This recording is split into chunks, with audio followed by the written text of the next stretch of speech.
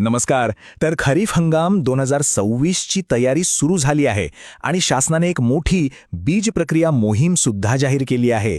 आता पेरणीच्या आधी केली जाणारी ही छोटीशी गोष्ट आपल्या संपूर्ण हंगामाचं चित्र कसं बदलू शकते हेच आपण आज शासनाच्या अधिकृत परिपत्रकाच्या आधारे समजून घेणार आहोत.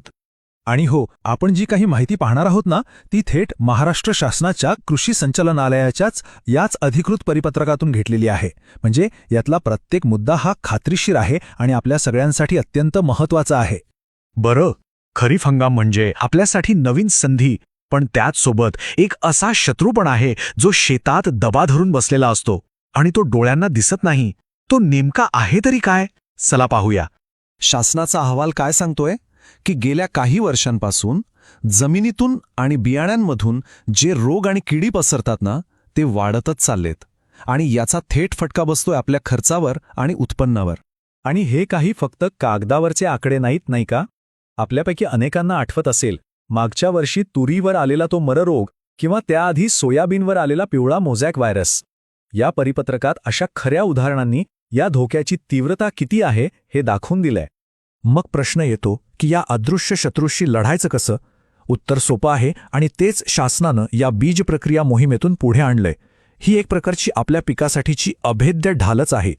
तर मग ही बीजप्रक्रिया म्हणजे नेमकं आहे तरी काय? अगदी सोप्या शब्दात सांगायचं झालं तर ही आपल्या बियाणांची लसीकरण मोहीम आहे. म्हणजे पेरणी करायच्या आधीच बियाणांवर एक असं संरक्षक कवच चढवायचं जे त्याला सुरुवातीच्या वाढीच्या काळात जपेल. आणि ऐकून आश्चर्य वाटेल, पण या एका छोट्याशा गोष्टीचे तब्बल 6 मोठे फायदे आहेत. हो, 6. चला बघूया ते कोणते आहेत. आता इथे ना एक साखळी समजून घेऊया. सगळ्यात पहिलं, बीज प्रक्रियेमुळे बियाणं आणि जमिनीतल्या रोगांपासून संरक्षण मिळतं, बरोबर? मग यामुळे काय होतं तर पिकाचे पहिले 30-35 दिवस किडींपासून पण बचाव होतो. साहजिकच आपला फवारणीवरचा खर्च वाचतो. इतकंच नाही तर उगवण चांगली होते, रोपाची वाढ जोमदार होते आणि या सगळ्याचा शेवटचा परिणाम काय तर सरळ आपल्या उत्पादनात वाढ. फायदे तर खूप आहेत, हे तर कळलं. पण एक गोष्ट लक्षात ठेवली पाहिजे. ही प्रक्रिया जेवढी फायद्याची आहे तेवढीच ती काळजीपूर्वक करणं गरजेचं आहे, नाहीतर फायद्याऐवजी तोटाच व्हायचा. म्हणूनच काही साधे पण अत्यंत महत्त्वाचे नियम आहेत. सगळ्यात पहिलं, हातमोजे आणि मास्क. हे तर पाहिजेच. दुसरं, ही प्रक्रिया सावलीत करा, उन्हात अजिबात नाही, कारण उन्हामुळे औषधाचा परिणाम कमी होऊ शकतो. तिसरं, बियाण्याला हाताने चोळू नका, त्यासाठी ड्रम किंवा मोठी प्लास्टिकची पिशवी वापरा. आणि सगळ्यात महत्त्वाचा नियम, रासायनिक आणि जैविक औषधं चुकूनही एकत्र मिसळू नका. आता औषधं लावायचा एक क्रम ठरलेला आहे आणि तो लक्षात ठेवायला एक सोपं सूत्र आहे.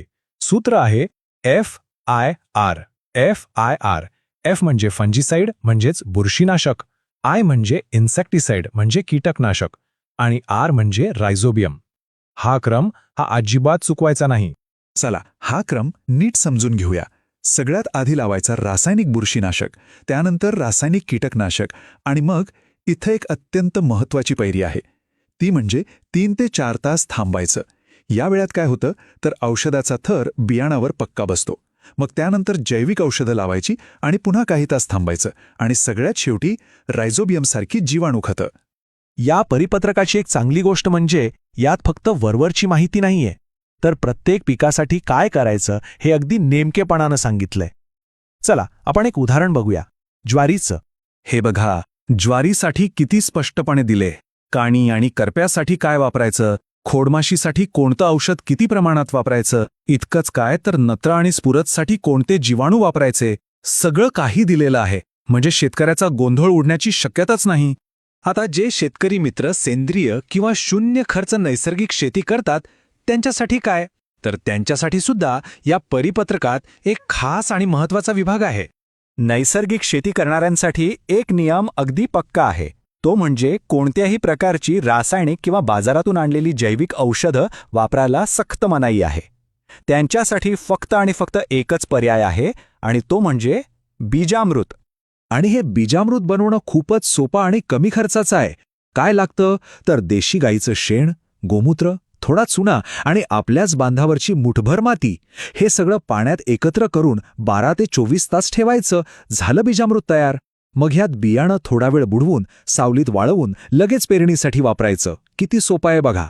तर आपण काय पाहिलं? बीज प्रक्रिया, पेरणीच्या आधीचं एक अगदी छोटंसं कमी खर्चाचं काम, पण त्याचे परिणाम किती मोठे आहेत नाही का?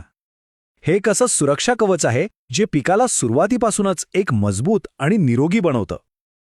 तर मग विचार करण्यासारखा प्रश्न हाच आहे की पेरणीपूर्वी उचललेलं हे छोटंसं पाऊल आपल्या कापणीच्या वेळेस एक मोठी झेप ठरू शकतं का? अधिक माहितीसाठी नजीकच्या कृषी कार्यालयाशी संपर्क साधावा.